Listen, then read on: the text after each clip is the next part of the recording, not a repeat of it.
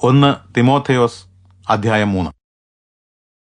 ഇത് വിശ്വാസയോഗ്യമായ പ്രസ്താവനയാണ്. ഒരാൾ അധ്യക്ഷസ്ഥാനം കാക്ഷിക്കുന്നുവെങ്കിൽ നല്ല വേല ആഗ്രഹിക്കുന്നു. അധ്യക്ഷൻ അപവാദരഹിതനും ഏകഭാര്യയുടെ ഭർത്താവും നിർമ്മതനും വിവേകശാലിയും സുശീലനും അതിഥിപ്രിയനും പഠിപ്പിക്കുവാൻ കഴിവുള്ളവനും ആയിരിക്കണം. മദ്യപ്രിയനോ അക്രമാസക്തനോ ആയിരിക്കരുത്. ശാന്തനും കലഹിക്കാത്തവനും ദ്രവ്യാഗ്രഹമില്ലാത്തവനുമായിരിക്കണം.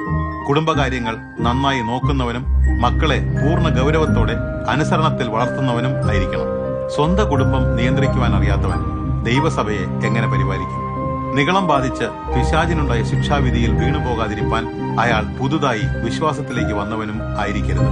അപമാനത്തിലും പിശാചിന്റെ കെണിയിലും അകപ്പെട്ടു പോകാതിരിക്കേണ്ടതിന് അയാൾ പുറത്തുള്ളവരിൽ നിന്ന് നല്ല സാക്ഷ്യം പ്രാപിച്ചവനും ആയിരിക്കണം.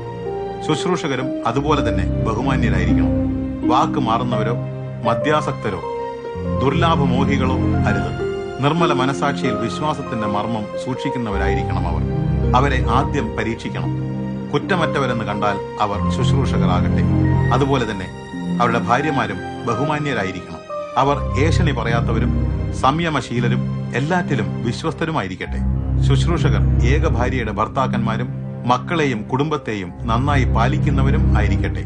തങ്ങളുടെ ശുശ്രൂഷ യോഗ്യമായി നിറവേറ്റിയിട്ടുള്ളവർക്ക് നല്ല ബഹുമതിയും ക്രിസ്തു യേശുവിലുള്ള വിശ്വാസത്തിൽ വളരെ പ്രാഗൽഭ്യവും ഉണ്ട്. വേഗത്തിൽ നിന്റെ അടുക്കൽ വരാമെന്ന് ഞാൻ ആശിക്കുന്നു. താമസം നേരിടുന്നുവെങ്കിലോ സത്യത്തിന്റെ തൂണും അടിസ്ഥാനവുമായി ജീവനുള്ള ദൈവത്തിന്റെ സഭയാകുന്ന ദൈവഭവനത്തിൽ ഒരാൾ എങ്ങനെ പെരുമാറണമെന്ന് നീ അറിയേണ്ടതിന് ഞാൻ ഈ നിർദ്ദേശങ്ങൾ എഴുതുന്നു.